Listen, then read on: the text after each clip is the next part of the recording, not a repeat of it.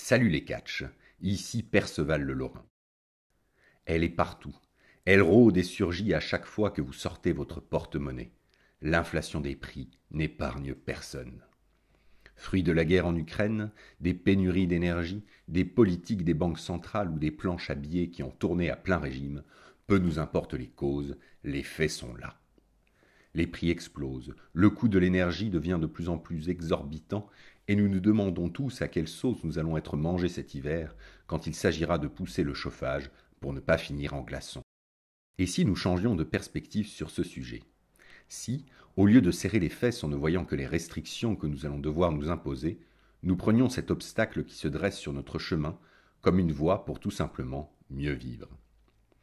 Comment se préparer concrètement à cet hiver qui vient et qui pourrait durer plus longtemps, au-delà du printemps? Et si nous posions un vrai choix au lieu de subir les événements? Vous vous dites que c'est impossible? Eh bien, Perceval est là, sur son fidèle destrier, pour vous conduire vers le Saint Graal et la vérité. Alors écoutez bien, chers auditeurs, voici quelques principes de vie pour faire de l'explosion des prix votre allié.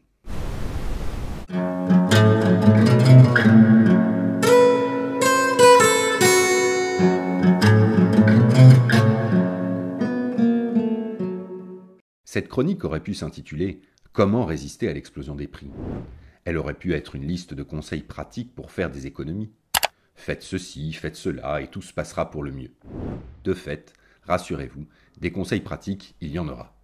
Mais pour éviter de vous donner des recettes toutes faites à appliquer, je préfère vous partager les principes qui président à ces exemples de conseils dont vous pourrez faire vos habitudes. En effet, un principe de vie peut se décliner de multiples manières, selon le quotidien de chacun, alors qu'un conseil pratique est limité à une situation donnée. Le principe, qui a la même étymologie que le mot prince, c'est ce qui gouverne, ce qui est à l'origine, ce qui donne de l'ordre à toutes ces choses que nous faisons concrètement.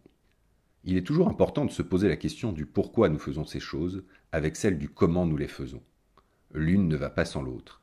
Il y a le principe et son incarnation dans le réel. Le tronc et les branches de l'arbre ont besoin de ses racines pour croître et, sans le tronc et les branches, les racines seules n'ont aucune raison d'être. Prenons un exemple. La Macronie nous répète à l'envi en ce moment qu'il nous faut tous baisser d'1 ou 2 degrés notre chauffage pour faire des économies d'énergie et ne pas risquer les coupures de gaz ou d'électricité. Vous comprenez, ma bonne dame, c'est la fin de l'abondance. On vous donne donc un conseil pratique. Allez jusqu'à votre thermostat, appuyez sur le bouton et faites baisser la température. Pourquoi faire cela? Parce que si vous ne le faites pas, il y aura des coupures, braves gens. Et puis, le véritable pourquoi derrière tout ça, c'est qu'au fond, vous n'avez pas le choix. Si vous ne voulez pas voir votre facture exploser, bien sûr. Belle perspective, n'est-ce pas? À rebours de celle-ci, je vous propose de suivre d'autres motivations, de choisir un autre gouvernail pour voguer sur ce cycle de restrictions dans lequel nous entrons. Pour cette première chronique de la série, concentrons-nous tout d'abord sur les économies que nous pouvons faire du côté de nos courses et de notre achat de nourriture particulièrement. Face à cette inflation, il est évident que nous devons apprendre à faire des économies. D'accord. Mais si je vous disais que vous pouvez faire des économies et en même temps, par la même occasion, mieux manger, en profiter pour vous réenraciner dans votre territoire et renforcer le lien qui vous unit à vos proches. C'est plus motivant, n'est-ce pas? Eh bien, c'est plutôt simple si vous adoptez ces 4 principes. Consommer moins, mais consommer mieux. Consommer local et sans intermédiaire. Acheter sa nourriture en gros, en anticipant ses besoins. Partager ses repas et l'âtre de sa cheminée avec ses proches. Plutôt simple, non? Alors certes, mettre en place de nouvelles habitudes n'est pas toujours chose aisée, et si pour l'instant vous ne mettez rien de tout cela en pratique, rien de mieux que d'y aller progressivement et d'implanter au fur et à mesure chacune de celles-ci. Premier principe donc, achetez moins, mais achetez mieux. C'est sans doute ce qu'il y a de plus évident. En effet, dans notre consommation habituelle, ce qui donne l'impression d'arriver à la caisse de son supermarché avec 3 fois rien en atteignant très vite les quelques dizaines d'euros au moment de sortir sa carte bleue, ce sont la présence sur le tapis roulant de produits transformés. La transformation coûte cher. Il est pourtant assez aisé de changer d'angle de vue. Alors commençons par revenir à des produits simples ou peu transformés. Des fruits, des légumes, du fromage, du riz, des pâtes, des légumineuses, de la viande brute à la coupe, du pain, des œufs, de l'huile, etc. Évitez au maximum tout ce qui est plat micro-ondable, biscuits, gâteaux apéritifs, yaourts, sucreries et tout produit qui nécessite un gros processus de transformation qui vient faire augmenter le prix. Cette transformation du produit, vous pouvez la faire aisément sans que cela nécessite de grandes compétences culinaires ni un temps extensible. Revenir à ces produits simples et faire des économies sur tout le superficiel qui vient habiter nos caddies doit se doubler d'une autre réorientation dans la manière de consommer. C'est celle de sortir au maximum des supermarchés pour vos achats de nourriture. En effet, le supermarché est le lieu des tentations en tout genre, où tout est pensé pour vous faire acheter un maximum, pour vous séduire par de beaux emballages colorés placés à hauteur du regard.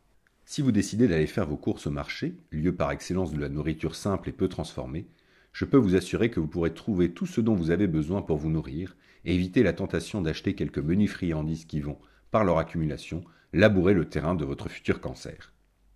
Le marché, c'est le lieu de produits sans additifs, le lieu qui est à l'image d'une vie simplifiée où vous n'êtes pas assailli de stimuli qui viennent réveiller les désirs inutiles et même parfois nocifs. Pour ma part, avant de consommer directement auprès d'un maraîcher que je connais, j'allais très souvent faire mes courses au marché bio de Vendeuvre. Un excellent lieu pour sortir des supermarchés pour les habitants de Nancy et de sa banlieue. Ce qui me permet de faire la transition avec le deuxième principe président à l'achat de nourriture. Acheter local et sans intermédiaire. On pourrait tout de suite objecter qu'acheter local, bio qui plus est, n'est pas nécessairement moins cher que faire ses courses en supermarché. Et elle est légitime. En effet, c'est souvent vrai que les grands producteurs de denrées alimentaires écrasent en termes de concurrence tarifaire le petit producteur de fruits et légumes par la quantité qu'ils produisent. Néanmoins, ce n'est pas toujours vrai, et en sortant du marché, je peux vous assurer que ma facture est moins élevée que la vôtre à la sortie du supermarché. Pourquoi ? Eh bien tout simplement parce que je n'ai acheté que le nécessaire. Ajoutons que le prix plus élevé que j'ai payé d'un côté pour avoir de la bouffe de meilleure qualité, je le récupère de l'autre sur la non-transformation des produits que j'achète, ainsi que sur le fait que j'ai acheté en direct auprès du producteur, sans engraisser un intermédiaire au passage. Pour couronner le tout, et ça va devenir de moins en moins négligeable par les temps qui courent, je vais gagner sur le prix en caisse, car je n'aurai pas à payer l'acheminement de ma nourriture qui vient de l'autre bout du monde, ou même de l'Europe. Avec le prix de l'essence qui augmente pour le camion qui achemine la moindre pomme de terre et le prix de l'énergie qui explose pour transformer, via une chaîne logistique particulièrement sophistiquée, des œufs et de la farine en biscuits produits en masse, si vous consommez localement, sur le long terme, vous êtes sûr d'être gagnant. Plus vous consommez ce qui est produit près de chez vous, moins vous êtes dépendant des fluctuations du prix de l'énergie. Et pour ce qui est de notre belle région Lorraine, je peux vous assurer que vous pouvez remplir votre panier avec tout l'essentiel dont vous avez besoin, et pour pas cher. Je peux vous assurer qu'en cherchant un peu, vous pouvez trouver du bio et du local, moins cher que de l'industriel dans les supermarchés. Je cite souvent cet exemple au marché bio de Vendeuvre, vous pouvez trouver de l'excellent frometon vosgien à la coupe pour 12-13 € le kilo. Petite parenthèse en passant, pour faire des économies quand on fait ses courses, pour comparer ce qui est comparable, il est important de toujours regarder le prix au kilo et non le prix du produit. Enfin, pour poursuivre sur la voie de la consommation sans intermédiaire, pourquoi ne pas explorer la piste de l'AMAP, Association pour le maintien d'une agriculture paysanne, et ainsi développer un lien fort avec un maraîcher qui nous fournira toutes les semaines un panier de légumes et parfois même de la viande et des œufs. Donc, avec un peu d'effort, vous pouvez manger de la nourriture de bien meilleure qualité et quand même faire des économies. Vous en profiterez également, par la même occasion, pour vous réenraciner dans votre territoire, et ça n'a pas de prix. Alors comme dit Blaise Pascal, tentez le pari. Pour finir sur la partie achat de victuailles, un des derniers principes que l'on peut suivre, c'est tout simplement d'acheter en gros tout ce qui est quasi non périssable et ou congelable. Ça tombe sous le sens dit comme ça, mais plus on achète en grande quantité, moins c'est cher. Et pourtant, on le fait assez peu. Il y a de nombreux produits que l'on peut acheter en gros.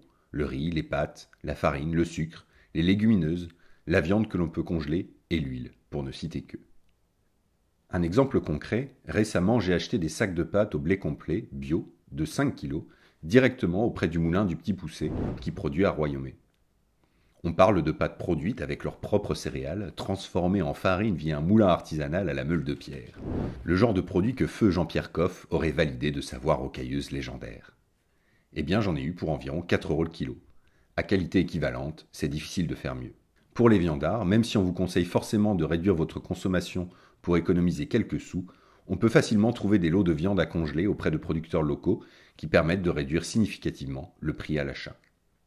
Un peu moins local, si vous voulez acheter du riz en grande quantité, de Camargue et bio, vous pouvez commander chez Biocop des sacs de riz de 12 kg et qui revient à 3,30 € le kilo. Enfin, je ne résiste pas à vous partager le plaisir que j'ai désormais à moudre du café que j'ai acheté en grains avec le moulin à café, familial, de la marque Peugeot, qui a traversé 2 ou 3 générations.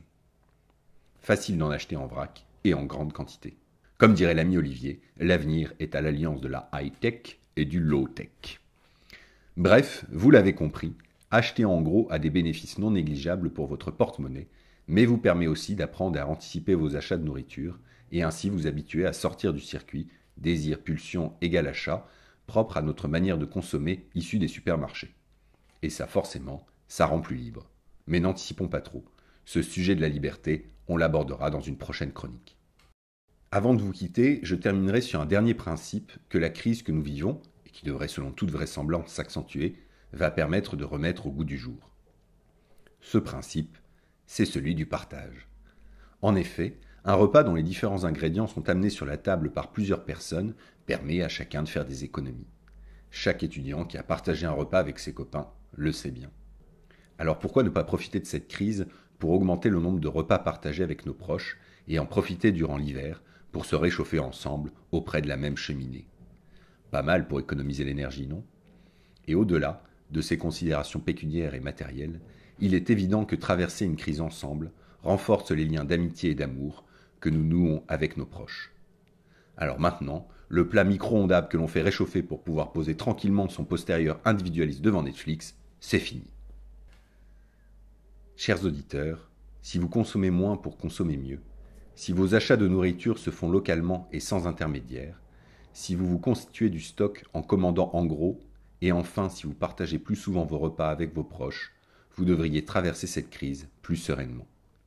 Et comme nous l'avons vu, ces quelques principes, au-delà des économies qu'ils vous permettront de réaliser, vous offriront la possibilité de tout simplement mieux vivre. Cette petite chronique touche donc à sa fin. On se retrouve prochainement avec de nouveaux principes pour faire de l'inflation son allié et en profiter pour se réaccorder avec la nature et l'ordre des choses. On vous laisse avec quelques liens en description pour partir à la recherche de producteurs locaux. Et n'oubliez jamais, chers auditeurs, avec des racines, la vie commence toujours demain.